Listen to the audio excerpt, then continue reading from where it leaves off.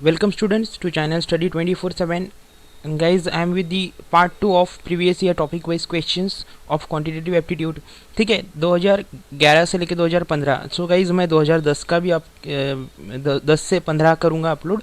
ठीक है, तो 2010 का मैं 2015 के साथ करूँगा परसेंटेज टॉपिक के जो भी प्रीवियस ईयर क्वेश्चन है. इस वीडियो में हम 2013 और 2014 में जो भी परसेंटेज टॉपिक से क्वेश्चन आए थे उसको डिस्कस करेंगे. तो स्टार्ट करेंगे गाइज हम. सो गाइज पहला क्वेश्चन था, if each side of a cube is increase by 10% then the volume of the cube will be increase by. ठीक है, सो कितने से इंक्रीज होगा अगर हमने साइड इंक्रीज कर दी 10% से. तो गाइज देखिए, साइड अगर x है क्यूब की, ठीक है, सो वॉल्यूम कितना रहेगा x क्यूब. ठीक है, अब मुझे बताइए कि कितने से इंक्रीज हो रहा है. I am sorry for that guys. देखिए थोड़ी राइटिंग प्रॉपर आती नहीं है, आपको समझना होगा गाइज. ठीक है, देखिए x अगर साइड है तो वॉल्यूम रहेगा x क्यूब. ठीक है, दिस इज x.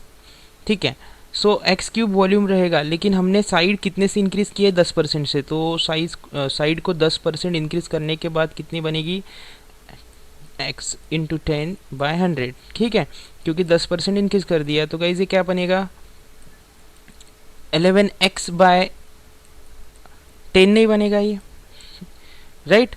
11x/10 बनेगा कन्वर्ट होके. सो अभी ये साइड हो गई हमारी इंक्रीज होके, तो इंक्रीज वॉल्यूम भी कितना बनेगा फिर 11x/10 होल क्यूब.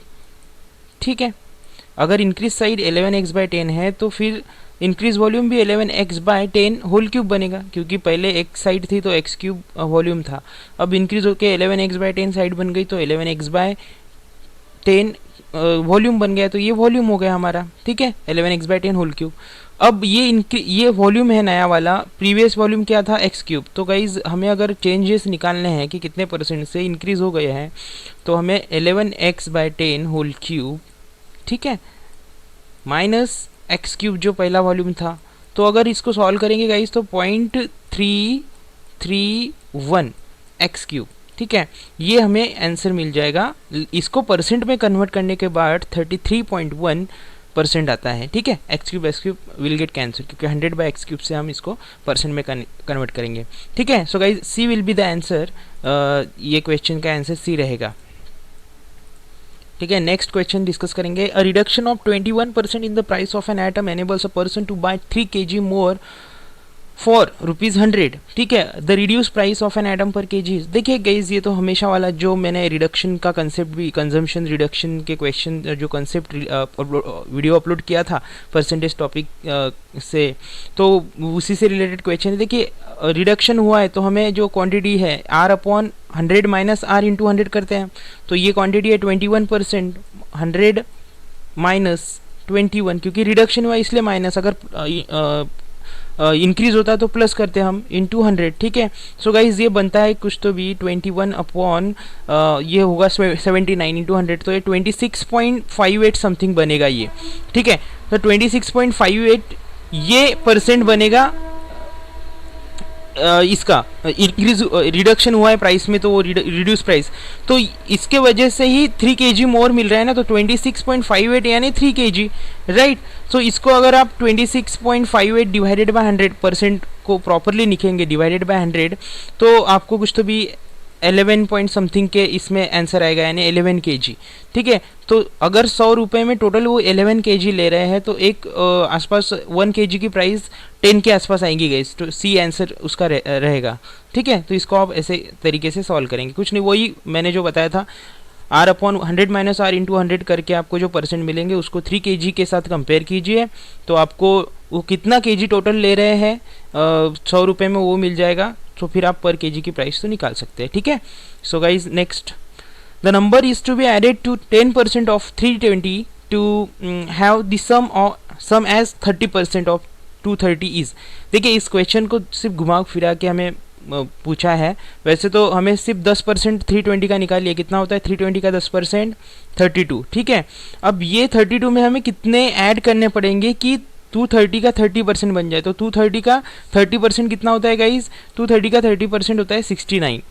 ठीक है, क्योंकि 23 3 जा 69. ठीक है, और बाद में 0 0 तो कैंसिल हो जाएंगे guys.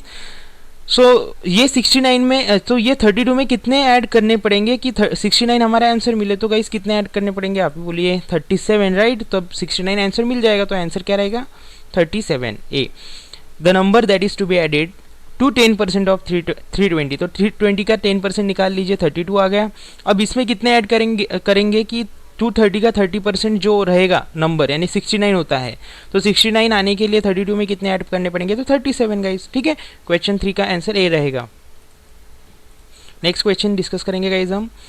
The strength of a school increases and decreases in every alternate year, इस पे ध्यान रखिएगा, ठीक है। अल्टरनेट ईयर बाय 10%, ठीक है। It started with increase in 2000 year में इसने स्टार्ट किया इंक्रीज होने के लिए। Then the strength of the school in 2003 as compare to that in 2000 was. तो देखिए गाइस, इंक्रीज हो रहा है एंड डिक्रीज हो रहा है अल्टरनेट ईयर में। तो मुझे बताइए पहले 2 साल में क्या होगा? इंक्रीज और डिक्रीज हुआ, तो 10% से हो रहा है, तो हमारा जो इफेक्टिव परसेंटेज का फॉर्मूला है x minus Y minus X Y by 100, ठीक है। इसको हम लगाएंगे तो हमें -1 आंसर मिल जाएगा, ठीक है। ये पहले 2 साल का रिजल्ट रहा कि -1% से उस स्कूल के स्ट्रेंथ में बदलाव आया। फिर थर्ड ईयर में क्या होगा? इंक्रीज होगा, यानी थर्ड ईयर यानी 2003 में इंक्रीज हुआ, तो इंक्रीज 10% से, तो 10 माइनस, तो इंक्रीज हो रहा है तो हम प्लस यूज कर सकते हैं, लेकिन यहाँ पे माइनस है, ठीक है। सो फिर -1 माइनस 10 इंटू 1 अपॉन 100, ठीक है। सो ये आएगा कुछ तो भी 10 माइनस 1 9 माइनस ये 0.1, ठीक है। सो गाइज ये जो होगा 8.9 कुछ तो भी इसका आंसर आ जाएगा, ठीक है। तो ए आंसर रहेगा। और इंक्रीज तो 2000 से 2000 साल में जो स्ट्रेंथ थी स्कूल की, उसके हिसाब से 2003 में 8.9% से इंक्रीज रहेगी, ठीक है। सो कुछ नहीं, आपको इफेक्टिव परसेंटेज इंक्रीज का जो फॉर्मूला होता है वही यूज़ करना है, ठीक है। नेक्स्ट 25% ऑफ, ये अभी 2014 के क्वेश्चन स्टार्ट हो गए गाइस। 2013 के वो 4 क्वेश्चन परसेंटेज से आए थे, वो हमने डिस्कस कर लिया। अभी 2014 के क्वेश्चन है। So 25% of annual salary of A is equal to 80% of annual salary of B, ठीक है। Monthly salary of B is 40% of monthly salary of C, ठीक है। Annual salary of C is ₹6 lakh. What is the monthly salary of A? देखिए guys, ये इतने 4-5 sentence दिख रहे हैं, स्टेटमेंट दिख रहे हैं, प्रॉब्लम में तो हमें लगता है बहुत लॉन्ग प्रॉब्लम होगा, लेकिन देखिए गाइस यहाँ पे उन्होंने क्या बोला है? 25% of annual salary of A is equal to 80% of annual salary of B, ठीक है। सो हमें सबसे पहले ये इस पे नज़र डालिए कि हमें एनुअल सैलरी दी हुई है सी की, कितनी दी है? 6 लाख। तो फिर इसकी मंथली सैलरी कितनी होगी गाइस? 50,000, राइट। और इसकी 50,000 बनेगी सी की मंथली सैलरी, ठीक है। ये पर मंथ बनेगा इसका, ठीक है। सो इस बी की मंथली सैलरी कितना है? 40% है सी के मंथली सैलरी से, तो सी की मंथली सैलरी तो हमें मिल गई 50,000। फिर बी की मंथली सैलरी कितनी होगी? तो 50,000 का 40% कितना होता है गाइस? 20,000, राइट। तो बी की भी मंथली सैलरी हमें मिल गई 20,000 रुपीज़, ठीक है। अब हमें बोला है 25% of annual salary of A is equal to 80% of annual salary of B. तो अगर बी की मंथली सैलरी 20,000 है तो एनुअल सैलरी कितनी रहेगी गाइस? 2,40,000। 12 से अगर हम मल्टीप्लाई कर देंगे तो, ठीक है। अब 2,40,000 ये हो गई है बी की एनुअल सैलरी।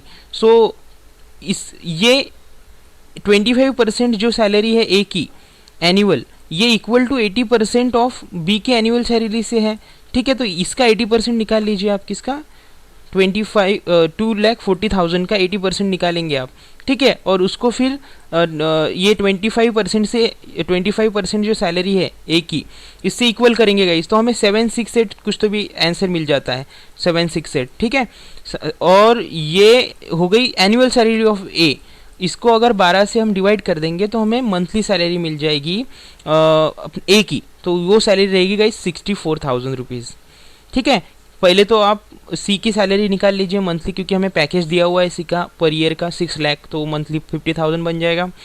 और फिर बी की सैलरी बी की मंथली सैलरी जो है 40% ऑफ सी की मंथली सैलरी से, तो सी की मंथली सैलरी हमें मिल गई, ठीक है, 50,000। तो फिर बी की सैलरी भी हमें मिल जाएगी, ठीक है। तो कितनी आ गई गाइज? बी की सैलरी 20,000, मंथली। अब इससे हम एनुअल सैलरी निकाल सकते हैं बी की, तो बी की एनुअल सैलरी 2,40,000 रुपीज़ निकल गई। अब 2,40,000 के 80% निकालिए, क्योंकि वो इक्वल है 25% of annual salary of A. तो 25% of annual salary of A is equal to 80% of 2,40,000। इसको आप अगर कैलकुलेट करेंगे तो 7,68,000 ऐसे कुछ तो भी बनेगा फिगर। और इसको अगर ये एनुअल सैलरी हो गई ए की, तो हमें ए की मंथली सैलरी पूछी है, इसको 12 से डिवाइड कर देंगे तो हमें 64 आंसर मिल जाएगा। तो 64,000 ये एनुअल सैलरी रहेगी ए की। ठीक है, नेक्स्ट क्वेश्चन डिस्कस करेंगे guys. Two numbers are less than a third number by 30% and 37% respectively. How much percent is the second number less than the first? ठीक है, सो गाइज कुछ नहीं, 3 नंबर्स ले लीजिए, समझो ए बी और सी। तो ये थर्ड नंबर से 30 और 37% से लेस है, तो थर्ड नंबर कंसिडर कीजिए 100। सेकेंड बाद में कंसिडर कीजिए ये 37 से कम है सेकेंड नंबर, तो फिर ये 63 आ जाएगा, 37 माइनस करेंगे 100 से। और ये 30 से कम है तो ये 70 आ जाएगा। ठीक है, सो हमें पूछा क्या गया है, how much percent is the second number less than the first. तो इसका डिफरेंस देखिएगा, इस 70 minus 63, second number is less than the first से कितना है सेकेंड नंबर कम, तो 70 माइनस 63 कितना आता है गाइस, ये 7 डिफरेंस बनेगा। ठीक है, सो बी इसका आंसर रहेगा गाइस। ओके, नेक्स्ट हम डिस्कस करेंगे। A reduction of 20% in the price of sugar enables a purchaser to obtain 8 kg more for rupees 160. Then the price per kg before reduction was. ठीक है, so guys देखिए, हमें उन्होंने बोला है कि 20% जो है रिड्यूस हुई है प्राइस। तो गाइज एक बात ध्यान में रख लीजिए, मैंने प्रॉब्लम डिस्कस करते समय भी ये बोला था कि जो 20% अगर रिडक्शन होता है प्राइस में तो 25% से इंक्रीज होती है कंजम्पशन। ठीक है, और उसको निकालेंगे आप, अगर निकालेंगे आर अपॉन 100 प्लस आर, ठीक है, इंटू 100, तो आर कितना 20%, तो 20 अपॉन 100 प्लस 20, ठीक है, इंटू 100, तो ये 25% आंसर आ जाएगा। तो मैंने डायरेक्टली आपको बता दिया कि 25% से कंजम्पशन इंक्रीज होगा। तो ये 25% यानी कितना है गाइज, ये 25% यानी 8 kg जो मोर ले रहे वो। ठीक है, तो टोटल कितना ले रहे फिर 32 kg। ठीक है, सो ये 32 kg अगर वो 160 रुपये में ले रहे, ठीक है, तो फिर पर kg की वैल्यू कितनी आ जाएगी गाइज, 32 kg को 160 से डिवाइड, 160 को 32 kg से अगर डिवाइड कर देंगे आप, ठीक है, तो आपको पर kg की वैल्यू मिल जाएगी गाइज। ठीक है, क्योंकि आपने 25% इंक्रीज हुआ है कंजम्पशन, तो 25% यानी 8 kg जो मोर ले रहे उतना ही इंक्रीज हुआ ना उनका। ठीक है, तो टोटल कितना लेंगे फिर 25/100, तो 1/4 बनेगा वो। 1/4 को हम अगर 8 kg के साथ कंपेयर करेंगे तो 4 मल्टीप्लाई में जाएगा तो 32 kg बन जाएगा। तो 32 kg ले रहे हैं वो टोटल 160 रुपीज़ में, तो फिर 160 रुपीज़ में 32 kg ले रहे हैं, तो फिर 1 kg कितने का ले रहे हैं, तो 160/32। ठीक है, सो ये इसका आंसर बी रहेगा गाइस 4। इसको आप ऐसे सॉल्व कीजिएगा। नेक्स्ट क्वेश्चन हम देखते हैं गाइस।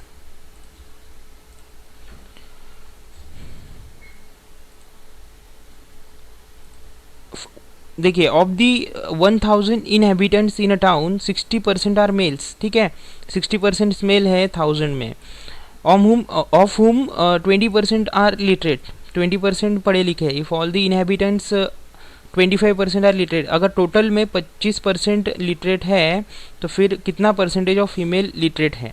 सो गाइज कुछ नहीं, आपको अगर 1000 का 60% यानी 600 मेल है, उसमें भी 20% लिटरेट है, तो 20% लिटरेट है गाइज, तो मुझे बताइए 600 का 20% कितना बनेगा, 120, राइट। तो 120 मेल लिटरेट है। ठीक है, 120 मेल लिटरेट है, तो फिर टोटल मेल फीमेल कितने लिटरेट है टाउन में, 1000 में 25%, तो 1000 का 25% कितना बनता है, 250। सो 250 टोटल लिटरेट लोग हैं वहाँ पे, मेल फीमेल मिला के। तो हमारे मेल तो लिटरेट कितने हमने निकाले, तो कितने बन गए 120, तो फिर फीमेल कितनी रहेगी 130। तो अगर 130 फीमेल लिटरेट है तो टोटल पॉपुलेशन है 1000, उसमें से 600 मेल है, तो फिर फीमेल कितनी रहेगी 400। सो 130 इज कितना परसेंट, 400 का कितना परसेंट है, तो 32.5 कुछ तो भी 32.5 आता है इसका आंसर। इसको डिवाइड करेंगे आप, ठीक है, इंटू 100, ठीक है। सो इस क्वेश्चन को ऐसे हैंडल कीजिएगा गाइज।